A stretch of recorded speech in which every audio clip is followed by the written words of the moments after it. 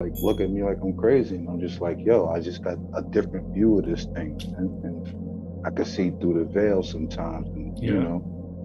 like I said, I opened up the psycho knot again, and that shit just reaffirmed what I was thinking about, and I've been practicing the blank stare, nigga. Now I know how to make myself cry without even feeling sad, nigga. Like I'm, Hmm. yo, this shit is crazy, Damn. nigga. Right? When Hood brought up the hypnosis thing, right? It made me open the book because I know I'm under hypnosis under certain areas in my life. So I Right. opened it up, and that shit was just like, yo, you need to go against everything that you believe in. So I wrote down everything I believe in, and then I put it up to the fucking like put it up to the test, and I was like, all right, I could fight against that. And Mm-hmm. another thing the joints say is you're supposed to argue with people even if you agree with them, even if Hmm. they, even if, even if they bring up a point that you agree with. You know what I'm saying? Like, and that's a part of going against the program because your beliefs will be shaken at some point or another in your life, whether you want them to or not. That is a fact. Yeah. You understand? Yeah. But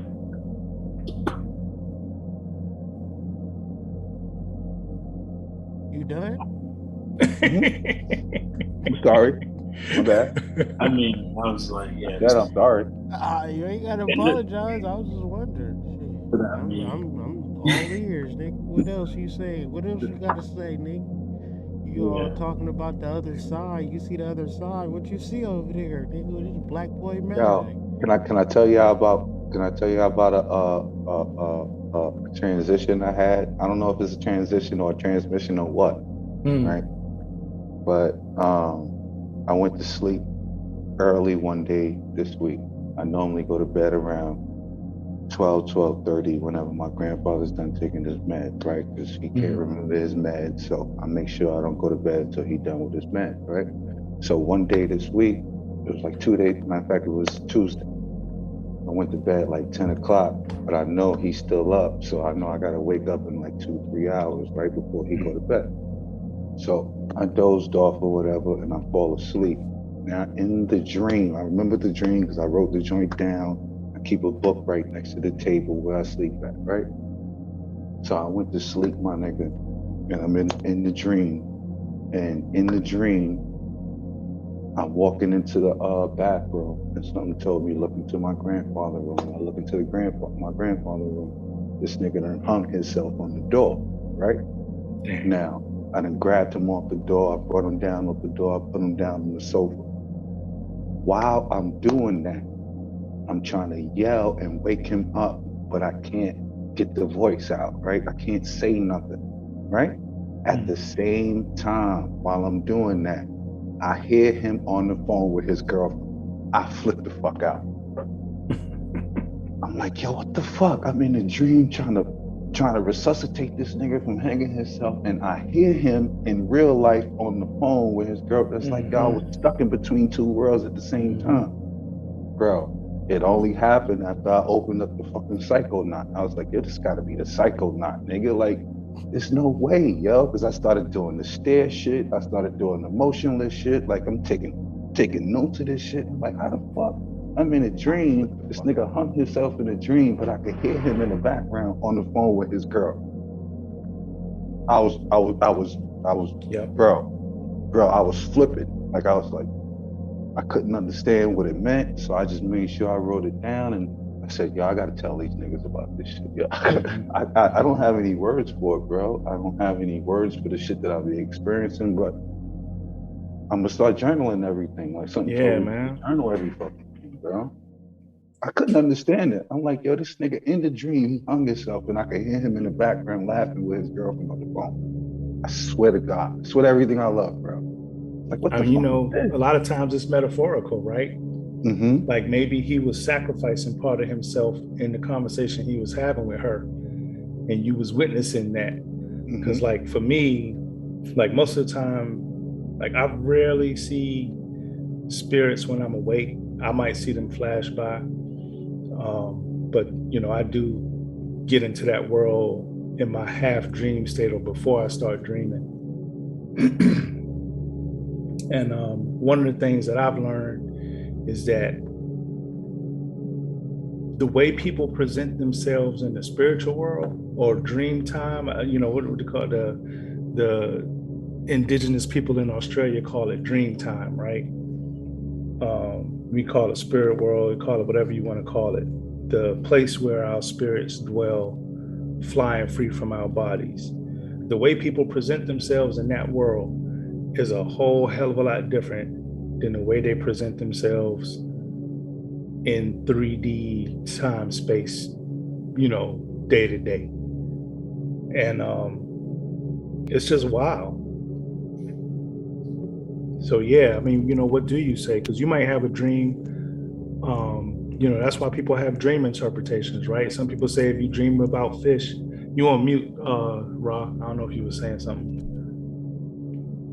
Oh, no, I was talking to my grandfather. I was listening. Oh, my to bad. you. I was listening to you. Some people say, when you dream about fish swimming, that means somebody pregnant. If you dream about a funeral, it might be a wedding. If you dream about a wedding, it might be a funeral, so things are different. Yeah, if you dream about death, that means it's going to be a birth. It's always the opposite. It's always supposed to be the opposite.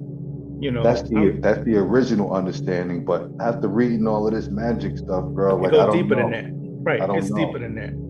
Because just like you can talk to somebody and feel their heart or feel where they're coming from while you're talking to them, it's the same thing in that realm, except it's deeper, right? And you can either stay on the super, just like here, just like in, I don't know what to call it, man, because to me the spirit world is more real than this shit.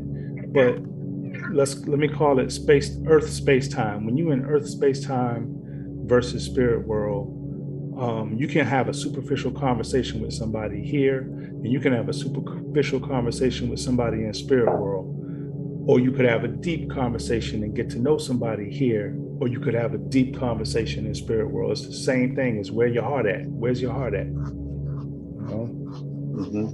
Yeah, what I decided was that I wasn't going to put any type of labels onto it. I was going to allow spirit to allow it to unfold for me, and I'm just not taking any signs anymore for granted. You know what I'm saying? Yeah. I'm just at that point where whatever I see, if it's weird, then I'm attached to my imagination, then it means something. It has to mean something. You know what I'm saying? Because I have different times throughout the day in which I'm just paying attention to the trees. Like I do my visual meditation with my eyes open, paying attention to the trees, and I can see the cellulose of water in the air. Like I can see it, you know what I'm saying? I'm just like, come on, bro. Like this is not the movies, bro. You know better watch out, man. Them trees will start talking to you. They you do. Lose track of time. They do. You lose track of time talking to trees, boy. I be on the balcony and forget I'm on the balcony, bro. Like I'm telling you, bro. Birds are different. Birds are faster. Like if you watching birds and you checking birds out, you don't usually lose track of time as much as if you're watching like a nature scene or you're dealing with like trees or rocks or a river. You sit by a river, forget it. Time will flow. Something real different with that. Yeah. All right, I'm done. I'm done with my spooky. I hope you just getting started, man. This is about to be a spooky little time that we have on the internet. I want to get deep and dark and light and beautiful and all of the things that black men can be without any stigma or any negative connotation, and be able to pour out love, be able to articulate themselves, be able to grow, be able to develop, be able to be prosperous, be able to be his best self, grow old, and all of these particular things. What you want to do in relation to Black Boy Magic? Not to cut you off. We're doing it, man. Yeah, we've been online this whole entire time listening to you talk. So we're. I really hate you right now. I just wanted to say that for all of that. I just really hate you right now. But it was dope, man. But it was dope. People needed to hear that. Thanks for confirming why I hate you right now. Dude. Thanks for confirming exactly why I hate you right now. You just did that to me. Thank you. Thank you for having the button. Okay. But look, but for real, that's real, Ra. You know what I'm saying? That's the kind of conversations I be wanting to have with motherfuckers, man. I get tired of that. How was the weather yesterday? What'd you eat for dinner when you went home? I want to hear nothing about the weather. I'm getting off the phone. Right. Yeah. I understand that there's some real mind control taking place if we're going to talk about the weather, and I'm okay with it. I just understand the barrier and boundaries, because you can have a whole woke ass conversation about weather, and people will be talking about, all this weather geoengineered, right? Yeah, whatever. Like everything is weird. It just depends. It's extremes to everything, right? It's never a point where we can look at the world and be like, based upon what we feel is right, a whole group of 1 million people will feel like, shit, this whole place is made of paper. You know what I'm saying? And if 1 million people think the world is made of paper, that's going to be their reality. It's going to be me looking crazy saying, well, it's molecules and atoms, and they'll be looking at me like, you dumbass, that ain't real. Where'd you learn that from? School? It's a weird place that we live in, but I truly believe in every single person that I meet. I see the God in everybody that I meet and talk to. And I've been able to meet a lot of people, so I can confirm this. Within each of us is something special. And because I can see it, don't always mean that we all can see it. So what it's done is created a fire in me to not see the God in you, but make sure that you see the God in you before we fucking get off this fucking conversation. You understand? Because I can tell you all day how special you are and blow hot air up your ass. You understand? And you can just love that, and get the warm sensation. We ain't going there. However, I would hope that we can see the fact that you don't need to be constantly affirmed that, except you might need to constantly affirm that within yourself. This conversation might be a long, drawn out conversation. I'll be honest with y'all. There'll be times where I'm thinking, well, is this enough? Have we maxed out? But Spirit was very clear over this last moon cycle that longevity and persistence is the key to whatever the fuck you think you're doing out here in these streets. Yeah. So I'm here for the foundation. I'm here for the drive. I'm here for people who are willing to be consistent with me in just the understanding of the foundation. If we got to sit 1 million years to figure out the foundation, then I'm willing to figure out the foundation before we talk about how advanced we are, before we talk about how much of a master. Speaking of master teacher conference in Houston, Texas, I will be there next Friday. Yeah. So if you are all in the area, pull up on me. Pull up on us. We are, and master student, meaning that I'm an expert at being a student. I don't know shit. That's why I gotta learn shit. So with that being said, man, how do y'all feel about the advancement of, because last time we talked, Jeff talked about the inner child, and I ain't gonna lie, I can't get that shit out my mind. Yeah, and you shouldn't, because that's the magic, right? Yeah. That's the magic. Like, you want to talk about some magical motherfucker, excuse me. You want to talk about some magical critters, man. Children, Lord have mercy. As a father, when I watch kids at the playground, I have to kind of glue myself to the seat so I don't jump up and try and save nobody from banging their head or falling off of this or falling off of that. But if you just sit back and observe children, you'll see that it's like they wildly protected because they ain't got no fear of, I mean, they don't want to fall, you know what I'm saying? But they don't have no fear when they set out to do what they're going to do. They're like, I'm going to do this. I'm going to crawl across this thing and I'm going to make it. And I'm sitting there like, oh, I hope you don't fall and bust your head. But they make it, right? Because they're not thinking about not making it. They're thinking about making it. So I would say, hell yeah, man. One of the most important things about children, and I try, Lord have mercy, I try so hard with my daughter, and I know I got to work harder. But as this woman that came to speak at my job one day, Vice Admiral Bono, she was talking about raising children, and she said one of the most important things that her father did for her was to teach them to find a way to yes, because we get in the habit of telling our children no a lot. Mama, daddy, I want to do such and such. No, you can't do that, right? Instead of maybe we can find a way to say, okay, well, maybe you can do that later. Or do you mind doing it this way or that way, but still trying to find a way for them to be able to do it? Because the more we teach them to fulfill their dreams, ambitions, hopes, what they're going for, then the more it becomes a practiced, regular thing for them to be able to say, this is what I want. I'm going for it. Hey, I got it. I'm successful. And repeat, right? As opposed to, this is what I want. Oh, I'm getting beat down. Oh, I better not ask for that anymore. Right. Oh, man, maybe I'm wrong for wanting it. You know what I'm saying? We go into all these different psychoses that we don't need to be dealing with just because. My great-grandmother, many, many years ago, she's passed now, but she told me never break a promise to a child. And I understand why she said that, because they will remember that, right?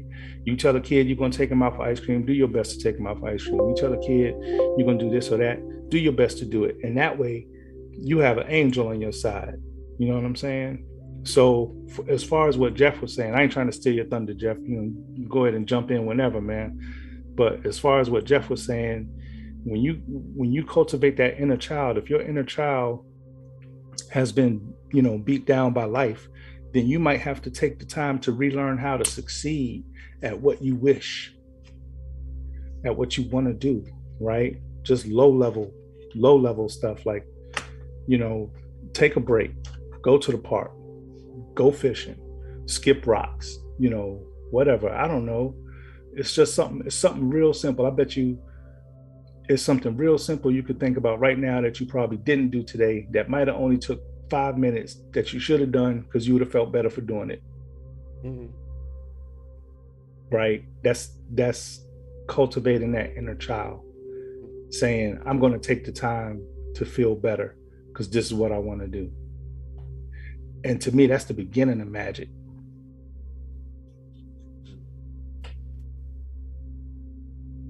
Facts. It's definitely for me when I got to a point like where it was just like my day to day, my mundane just wasn't hitting for me.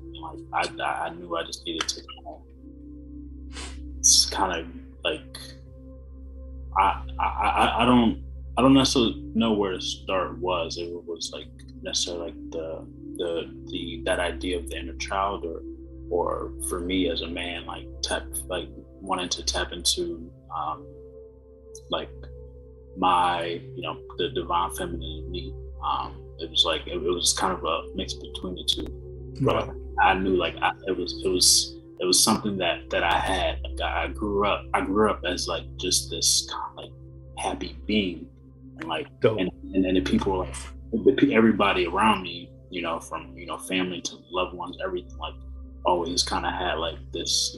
They had something to say about like who that kid was, and it's like, what happened to that kid? Like, and why don't I feel like I did then? Like, and what can I do to get back to that? And to your point, it's like going, like I still live in the area that I grew up in, like the parks that I used to go to, like that my mom used to take me to, like, why don't I go there anymore? Like, and like, why am I trying to be somebody to you know, because like I have relationships with certain people. Like, am I trying to look a certain way, like to the folks that I know? Things just aren't going, you know, going anywhere. I think I need to do something, but like, how do I think I need to do that? Like we were talking earlier about like that hypnotism. I don't know necessarily where it starts, but you know, you have certain ideas, and it's just like it's your responsibility to go back and know that, like, you know, these ideas that like a man is supposed to be. It's like who's telling you that? Who's telling you that? Like, whose narrative are we following? And if you have control, then like act like it, and go back to go back and like to who you wanted to be, like when you were that child. Like, yeah, man, make yourself happy like you used to. You know, as an adult, like growing up, man, ain't nobody else can do that for you. Like, it's all on you. It's 100% on you. I remember a mother working 2 jobs and then going to school after that. And then I could remember a father that was scarce. And then I could remember playing in the park by myself and not having a fucking care in the world. And now at 41 years old, when I think about my childhood, when I think about the things that I did, the worlds that I created in my mind through my imagination, I realized that was the greatest time ever in my fucking existence. Yes. Everything right now that creates a cocoon of an idea that tells you what the fuck you're supposed to do based on social standards, what you should be doing based on being a parent, what you should be doing based on being an adult, what you should be doing based on being a lover, a husband, or a wife. All of that shit is the program. Every last bit of it is the fucking program. Ask yourself, when's the last time you went against what your beliefs were? Ask yourself where those beliefs came from. And then ask yourself, why do you fucking believe that thing so wholeheartedly that you will fight for it to the end of time? And then ask yourself, do you really fucking believe in it? Like, really, like, ask yourself, the things that you believe in, have you held them shits up to the magnifying glass? Have you really checked yourself? Like, it's easy based on cognitive dissonance for you to say, yeah, I agree with that. That point is good, right? But ask yourself, have you really challenged it? Just because somebody else agrees with or says something that you already believe in, that doesn't make it the truth. That doesn't make it right, so to speak. And then what is right? Because when you were a kid, you did everything that was wrong and you still made it to being a fucking adult, right? So what is your justification for the shit that you tell yourself that is right, that you're supposed to follow these fucking social bylaws and do this shit based on what somebody else is generally telling you to do, when you just really haven't thought about wanting to do it yourself? Now, that's the question I ask. And when I hear people talking about doing magic or performing magic in their lives, that's the first thing that comes to my mind is, which one of you? which you? Is it is it the you that is the pure awareness behind all of the personality roles that you play? Or is it the ego? Or is it one of them personality roles you're trying to do magic on? Because the ego is the only thing that needs confirmation. The ego is the only thing that's going to have you doing the spell for anything other than, you know. Thank you. Like, you know, if you're going to do these things, I think kind of like elucidating Rod's point. If you're going to do these things, you got to learn to start doing these things because it's like breathing. Like, why do you breathe? Like, you breathe to live. To be able to understand your goddamn spiritual energy through ritual would be the same thing as black men in this country, whatever you want to call us. Yep. Like, we can argue all day about the government and our mamas and our baby daddies, because they said that we should be doing this and they said we should be doing that. Yep. But y'all ain't never sat with yourself long enough where y'all not cutting on the porn or cutting on the video game or cutting on the TV to disconnect you from your magic. And then, you know, they say, hey, they selling nice unks and conscious gear. Dashikis. Open-toe sandals. What's that? Hair wraps. Hair wraps. Niggas is doing the Egypt walk. Yeah. You know, it's a very aesthetic thing. And, you know, I think we should call this podcast episode Buddhivated. Oh, yes. Where we motivated by the booty. Tell them why. Because we motivated by the booty, right? I want to have a conversation with men about magic, about spirituality. And I want to have this conversation with y'all like it's the most important conversation to be had in the planet. For you to understand your spirituality from an aspect where there is no ego, where there is no, well, he got a lot of views on YouTube and Instagram, so he must be speaking hot truth out here in these streets. Must be, right? Because everybody is vibrating on this frequency. That's what we all should be striving for, as opposed to the illusion of being advanced, the illusion of being tapped in, the illusion of being spiritual, versus if I am floating on water, as y'all can see me, I'm literally floating on water right now. That ain't gonna make y'all do nothing though.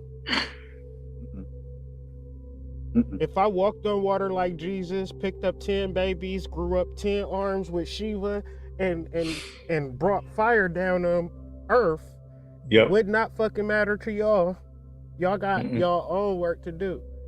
So I would never imagine, well, like, I'm learning this, that if we all not tuned in and tapped in, then ain't nothing fucking happening. Yeah. You know, but it's hard for us all to tune in and tap in if I'm having this illusion of being advanced. Right? This illusion of being tapped in or whatever the fuck. But even if that is true, don't fucking matter. The goal was not for me to tap myself in. It was for us to understand that shit from the inside out. If I'm looking at anything as advanced or hierarchical, that's from the outside in. And if somebody say I should do this or should do that, I'm fucked up. So the conversations that we should be having as black men is the most important conversations that should be taking place on the planet is, how do you deal with your inner child? How do you process your imagination? Because this is where your kingship is. This is where your truth is. I had dollars. And let's be clear before you go, Promise. Be clear. There is no magic without your imagination. Proceed, young blood. Yes, exactly that. Because I had a friend ask me about that very same thing, you know, and even my daughter recently asked me about daydreaming. It's like, you get back into it. You got to do it. Like, you can't, if you're going through your day and you fantasizing about, let's not bring booty into this, okay? But I'm just saying, a lot of these dudes out here fantasizing about booty, man. Yeah, I know. But let's say, these niggas is on their other phone right now on Pornhub. So go ahead. Let me just give an example. I like to do my left brain and right brain looking ass boys. All right. Okay, who wouldn't want to be, you know, filthy rich, right? So sometimes I think about that. I'm like, okay, what if somebody hooked me up where I could study anything I wanted to for years or work on my own projects? You know, what if somebody hooked me up with the jackpot and I could do that, right? Because I want to make things like flying cars. I want to make some kind of new propulsion system. You know, I like to imagine that. I'm like, what if people were driving around in my flying car, right? You know what I'm saying? And to me, that's fun to think about. to think about building it, or to think about, even space travel, or what if I met some alien, or, just even exploring nature around me, just letting my mind go places freely. And it's like, I might be doing something like that, and all of a sudden I'm in view of a clock, and I see it, and I say, oh crap, I got a meeting that I got to go to in 20 minutes. Now, what we've been trained to do, I should say what some of us have been trained to do in this society, is to say, okay, I looked at that clock and I realized, oh crap, I got to go to this meeting in 20 minutes. I better stop daydreaming. I better stop imagining. I better stop having fun in my play world, right? And get back to this thing. But, oh my God, we don't have to do that. You don't have to do that. You can incorporate that into getting ready for your meeting. You know what I'm saying? Why do you have to stop enjoying yourself? Why do you have to stop having the fun of having that imagination thing? Because it ain't even so much as the stopping, in as much as it is stopping the good feeling from having it. And people be like, oh, I gotta be serious now because I gotta do this. No, keep that joy while you go to do what you do. I think if we could hold on to the joy of the things we have fun with, imagine, fantasize about, if we could hold on to the joy that we feel when we let our mind be free, or let our imagination roam, or, not think about nothing, if we could hold on to that feeling as we move into the next phase of whatever we're doing, again, I think that's another big phase of magic, simple, basic phase. But black boys don't get taught how to feel. We never get the instruction manual on, what's your feelings? How do you... Because we're taught that don't matter. Let me ask Jeff or Ra, has a woman asked you sincerely and you felt within your feelings that she cared about how you feel outside of your mama, auntie, and grandma, and cousins, close cousins, first cousins? I'll let Jeff have. I'll let Jeff have your that. first cousins be loving the fuck out of your ass, so we excluding them, right? That's real love. If you ever had a first cousin, ain't nobody love you like your first girl cousin, your oldest one, right? That's the one that took you to the store and got you candy and shit when you was a little person, but it's still the one liking on my posts. Yeah, all that. But nah. But do you get that in dating scenarios where you feel like a person cares about what you feel, or they're more focused on what you contribute to the relationship? Now, and I say that to say you do have feelings whether you know it or not, because niggas don't even realize that they have feelings because nobody gives a fuck about your feelings, right? Nobody is prioritizing or valuing your ability to feel, right? If that makes sense. So it makes perfect sense. I'm just saying, in that space,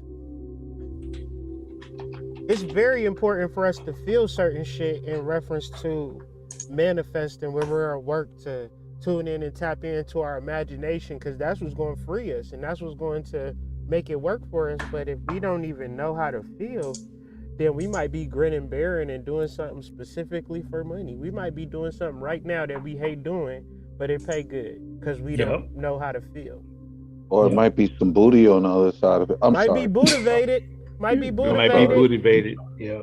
I did a lot of things. I did from 16 to 30. I was highly motivated. 16. I wasn't motivated. I was motivated.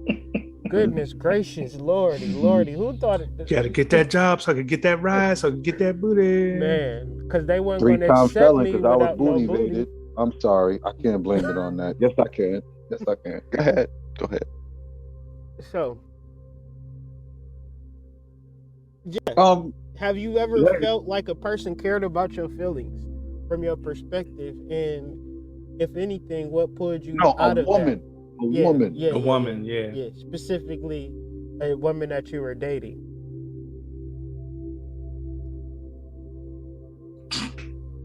We'll wait. Yo, you on mute? You on mute, bro? Yeah, my fault. Internet bad over here. But I mean, a man a man, like, what is dating? Like, what people like? What people like consider that? Like, I try to not even be a part of it because no, like, it is strictly for the way things are set up. It's strictly for like what can a man offer, and in the sense of and what can a woman receive. Like that is like how things are kind of set up these days, and it's like a woman, you know, and like these men, and you know, with all due respect, that's how things are. Any woman can really get anything like what they want, and it's a man out there willing to give it because they, you know, for whatever reason, like men is lonely today, they don't got no game or just, you know, whatever. But to that point, like, nah, like anything is in a sense like being taken advantage of. So yeah, I try not to like even really, you know, mess in that world because I know it's like it's just, you know, taking L's, and it's like it's nothing there. It's nothing there. I'll say that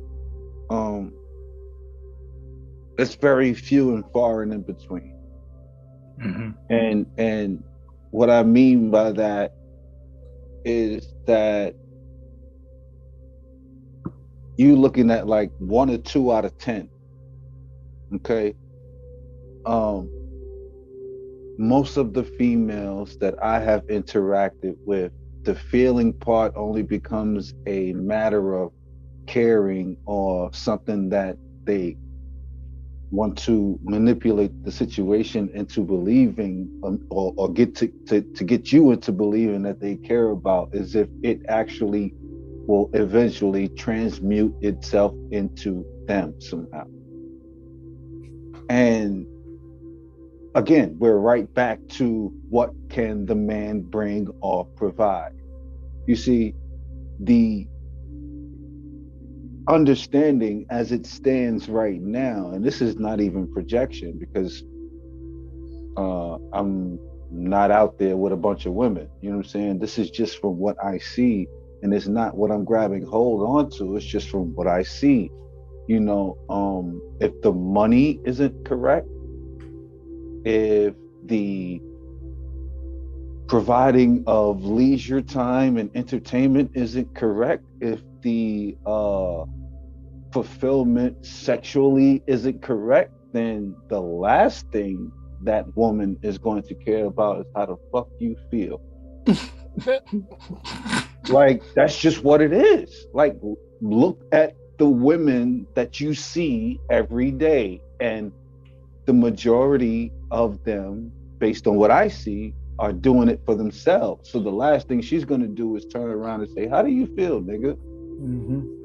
Like, how do you feel? Now I'm asking y'all that question. Is that important quality in a human being should have the empathy of your feelings in reference to, even if you had the money, longest dick, biggest bank account, so forth, so on, should you at the very least be cohabitating and mating with a person that cares about how you feel? And do you feel like that's a problem that never ever come across that, or to find that to be a rarity? Now, it might have been, now I know dating in the 1980s, it was hella women that cared about how you feel because they was listening to Shalimar.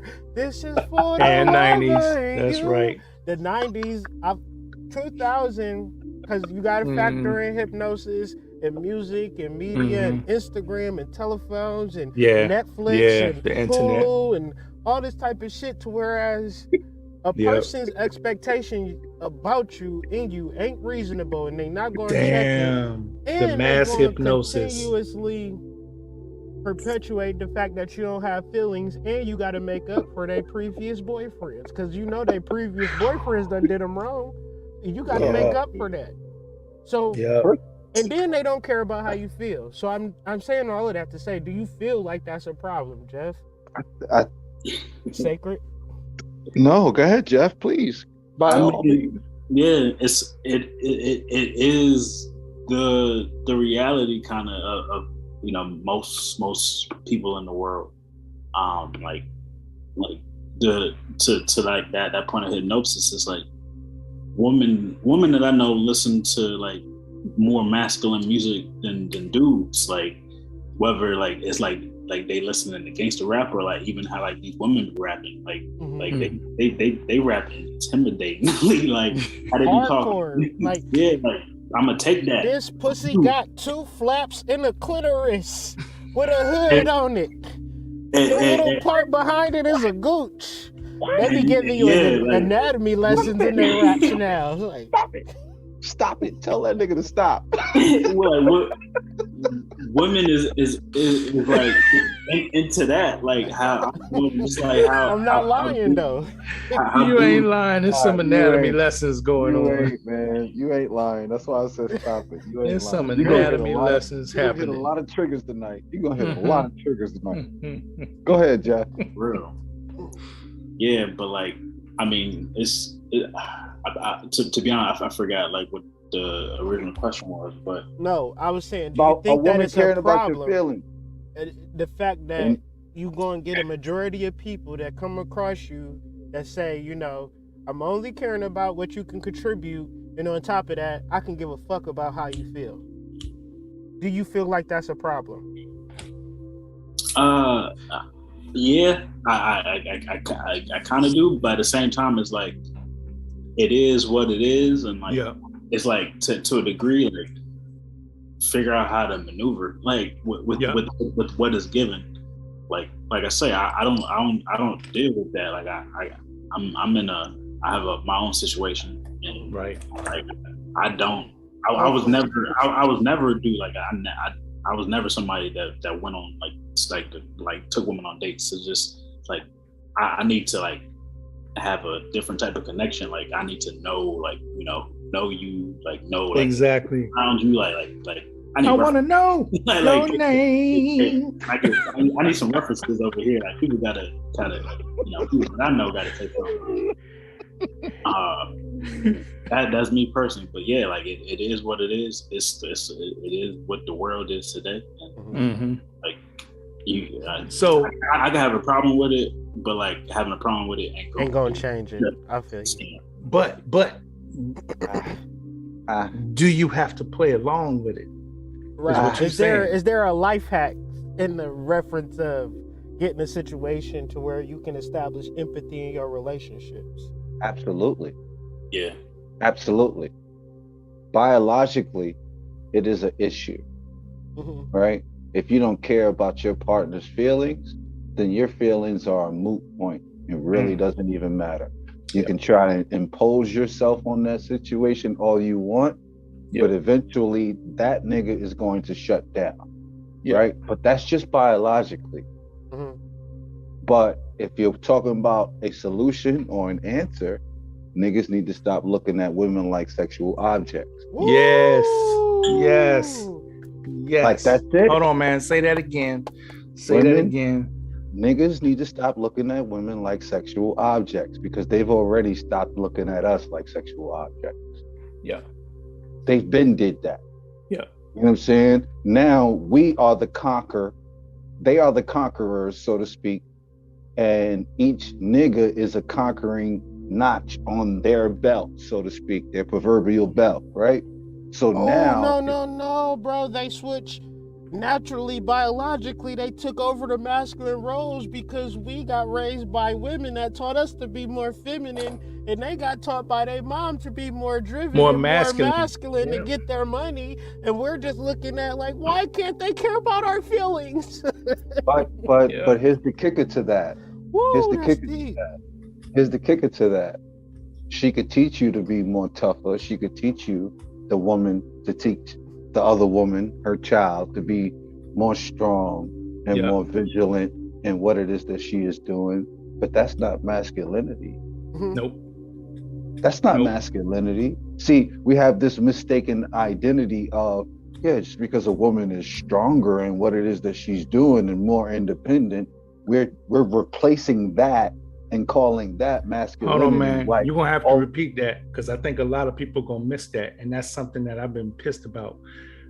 A strong woman does not make her masculine. No, a strong woman does not make her masculine. You guys are under the mistaken identity that you can just usurp that thing and take over that thing just because you want to call that thing strong. A strong thing does not make it masculine. Yep. That is the first thing. You know what I'm saying? A strong imposition or a strong dissertation about yourself, feeling about yourself within yourself, does not make you masculine. It just means that you're strong about yourself. Yep. Okay? You're not going to usurp a man's masculinity. He is a man for a reason.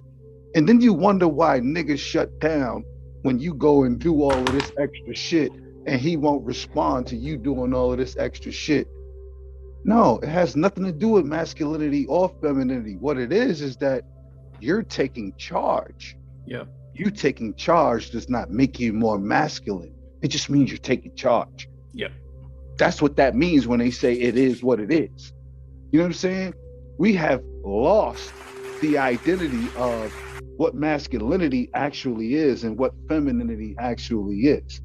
And if the goddess is the Kundalini power, excuse me, if the goddess is the Kundalini power, right? If the goddess is the Kundalini rising, that doesn't make it masculine because it's the goddess. The god is still in effect. The difference is he has to find different avenues in order for him to be that god. Yeah. And guess what? If you're going to find different avenues to be independent, to be your full femininity and your full goddesshood self, then that man has to do the exact same. He has to take you out of that realm of viewing you as a sexual object because you use sex as a weapon. He uses sex to please you. There is a difference. Yep. Human beings out here. I look at women as delicate flowers. I forget that they're like human beings and can manipulate me and you use my lust against me. Yeah, she's built to manipulate you. Yeah. She's built that. Even if she don't know it. Even if she don't know it. Yeah.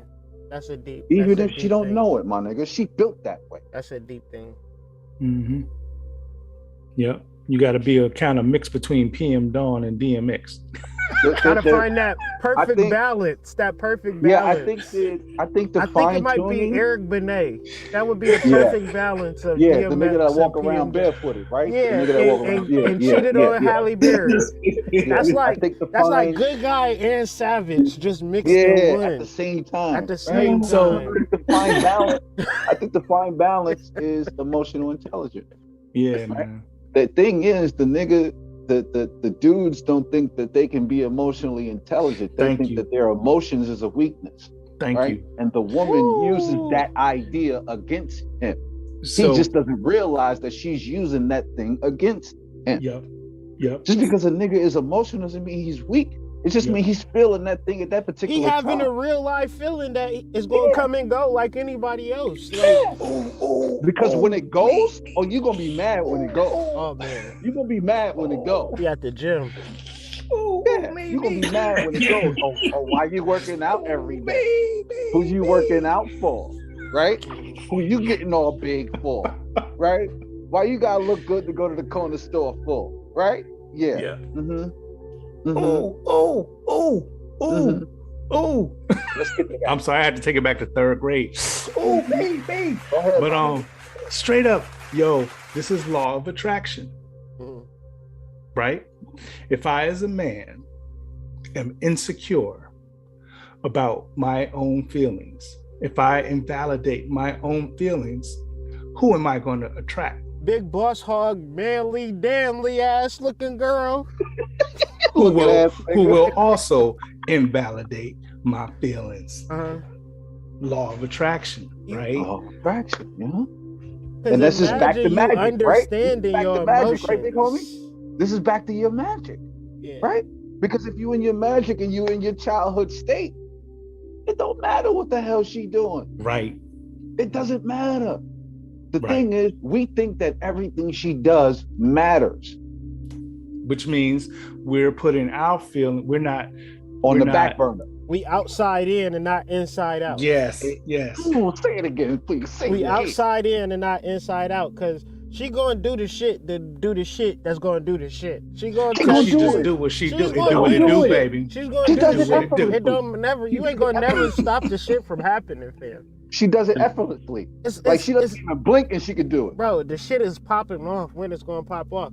How you gonna handle that as a man? If you don't got inner child shit, the things she gonna do is going to affect you, because as men, we deal with guilt, shame, embarrassment like a trash compactor. Yep. We just keep stuffing it in. What's wrong, Tyrone? Nothing. Yep. Stuffing it in. Nobody deals. I don't know what you're talking about. What's wrong with you? What's good? Nobody deals with right and wrong more than a man, and nobody deals with right and more worse than a black man. Oh my goodness. They say if the world got a code, black men got full-blown AIDS. Full-blown AIDS. That nigga's on his deathbed. Like at the brink of, like right at the fucking Anubis, like this way, nigga. This is where you headed. Holding it down. Yep. So crying. If y'all think we lying, cry in front of your girl right now. I guarantee you're gonna go down a couple notches in her belt. I guarantee you. Cry in front of her right now. No. For real. On some real shit. Who's more likely to die from gun violence than any other species on the planet? Us. The American black male. The American black male. I mean, in China, Australia, the whole planet, nobody is getting gunned down more than us. And we can't even complain about that shit, because if we complain about it, we a bitch ass, weak ass nigga. Right? Who ain't taking care of his business. They making memes about it, ain't they, big homie? They making memes about it. Yeah. They don't make memes about killing black women. They wouldn't make a meme about killing old Chinese ladies. Let's keep it a buck. If old abuelas in Mexico was getting gunned down at a high velocity, the world would stop. Yeah. No more abuelas getting shot down. We're going to stop there. No more goddamn plantains, no goddamn tortillas, no goddamn more tamales, nigga, until you stop shooting these abuelas, right? No arroz gandules. No arroz con pollo. Man. Y'all gunning down the abuelos. No patelillos, no, none of that. None of that. You know, and it's like, man, I noticed something, and it's like, damn. I look at a problem and I say, what's the solution? And spirit say, man, we got to tune in and tap into our magic as men. Yep. That's the only solution out here in these streets. Because motherfuckers is going to play you for dumb. I'm going to keep it 1,000. When you changed the name from Chakra Nova to Black Boy Magic, I went to sleep on it and cried. I'm going to keep it 1,000. Yeah. Because there's no other more vilified, more disproportionately, unmistakably, and stripped of person and identity and soul recognition people on this planet than the black boy. None. As soon as you turn 12, them cops is on your ass. None. Before that, this officer friendly. As soon as you turn 12, they harass you. You ain't got a job, you ain't shit. Your teachers love you. Come on, nigga. You ain't finished school, you ain't shit. You ain't got a $50,000 job with a $100,000 car, you ain't shit. What? You ain't got a bunch of girls in the street, you ain't shit. But this is why you ain't a little cute boy no more. We could harass your ass. Yeah. Yeah. But you know, when you look Where's the safe haven for the black boy? Where's the safe haven for the black boy? Himself. Being a boy. Himself. That's it. Himself. That's why we here. That's why we here, because we can look at the world, and the world is going to specifically do technology, right? They put out a movie about cowboys, and they put a movie about all of the black gangsters, all of the black cowboys. But in the movie, they had all the black cowboys fighting against each other. Now, in real life, you think it went down like that? I didn't even see it, man. You think it went down like that? They had to stick together to survive. So of course, so this is the technology, and I know that we think that because we live in this city, because we live in this block, or because we rep this gang, that we don't got no options and retaliation is a must. But the reality is we all came from the hood, and we all grew up as adolescent teenagers and thought that gang life was going to be the shit for us. And look at us now, grown ass men, like that's bullshit. To the young I was kids, hypnotized by it at 13. Exactly. I was hypnotized by that by 13, my nigga. I left home at 16. I thought the world was my oyster if I went out there and was a gangster. Now I'm a 3-time felon, and I'm trying to figure out my fucking way to get back to the top, nigga. Like, this is what it is. This is what it is. He's speaking all facts. That's my life right there. That's my life right there. We didn't realize that the music was hypnotizing us. That was the reason why your mom said, I ain't buying you that shit. Yep. Right? And we went behind her back and said, you know what? Hey, can you drop me that Easy E. Hey, can you record that for me? Can you dub that tape for me? Can you burn that CD for me? Because my mom ain't gonna let me listen to it. But I'm gonna figure out how to listen to it. And we had our headphones on and we listening to music. Which hood, mind you though, in some situations, it's right and exact, right? If that's what you was from, I think back to Eazy-E, and I think back to what he was saying in his lyrics. That's the life he was living. Because he was dealing with gangs and cops was on his ass, and that's what he was singing about. I can see that. But now, if you ain't even in that life and you bumping that, trying to emulate that and fake, that's to a certain degree, because it could be underground rappers. Like, it's people that I grew up in Akron, like Pacino and Chino Nino, and motherfuckers that y'all don't know about, but they were speaking about shit that was happening in my hood that we was listening to in our hood. But motherfucking record companies didn't put $10 million behind their video and put them on BET and MTV and world documentaries and said, this is the hottest rap group, and put them on world tours. They stayed in the neighborhood talking that shit. And I understand that. And you should pour into Chino Nino. You should pour into your local rappers because they representing you. They speaking that shit. It's like what we did with the go-go music in DC.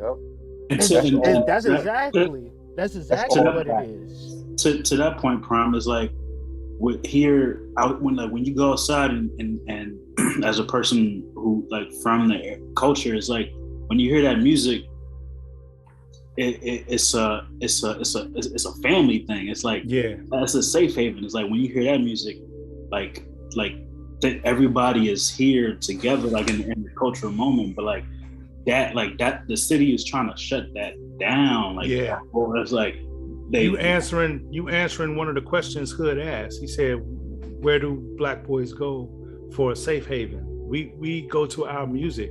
We go to our communication. It's our vibes. And then it gets appropriated. Yeah. Like that's specifically that's the key right there. Yeah, being outside this summer, like stuff that I had to deal with is like when I heard go-go music, like I knew like just start bouncing. It was like a safe. It was like everybody's in a good thing, man. Like, but then like when like that's stuff that like is being so suppressed and when they were trying to mute it, that lady on Florida Avenue trying to run the campaign, bless her heart. I hope and now she got shut down because go-go was made the official music of DC, and now outside of Florida and Georgia, what's the shop, the Metro shop, now they pump it even louder. I hope she's happy hearing that go-go music 7 days a week blasting through her fucking window. Yeah, to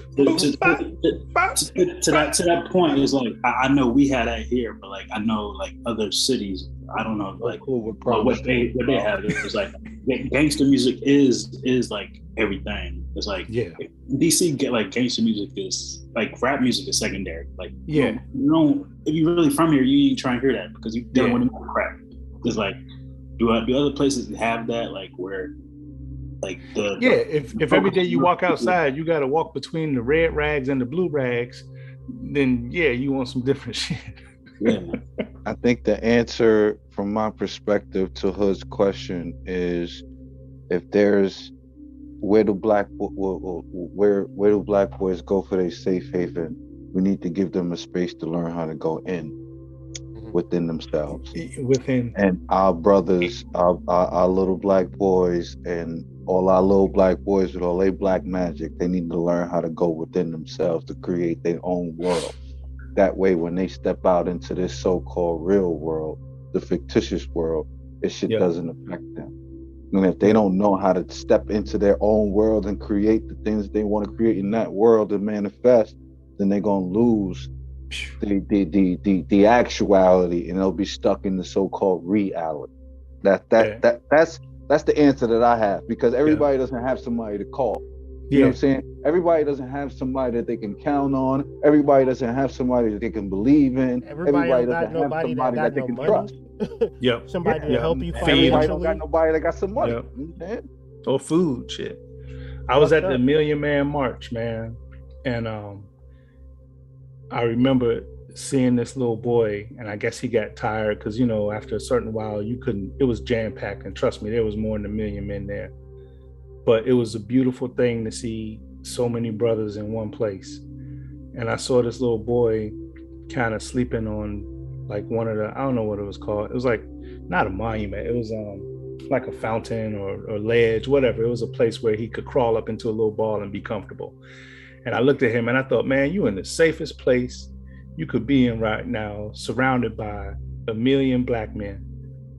And you over here taking a little nap, little shorty. Safest place you could be in. And that march, man, I don't know. Y'all might have been, I don't even know how old y'all were at the time. I was of age. Yeah.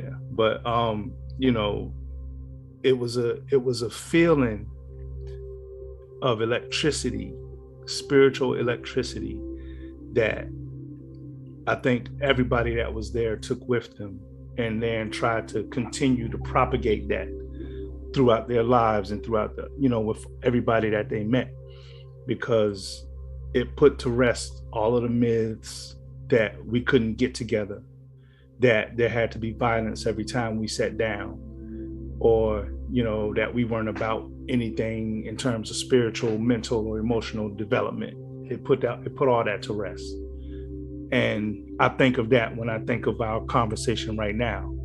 And it's like, this is the kind of stuff, this is the kind of talk that needs to happen to keep us moving.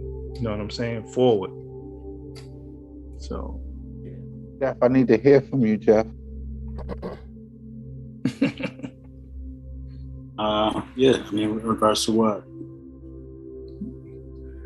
In regards to anything, what we talk about, big bro. Like, we talk about this right now. You the inner child pro. You the inner child pro. Like, let us know. Like, you know what I'm saying?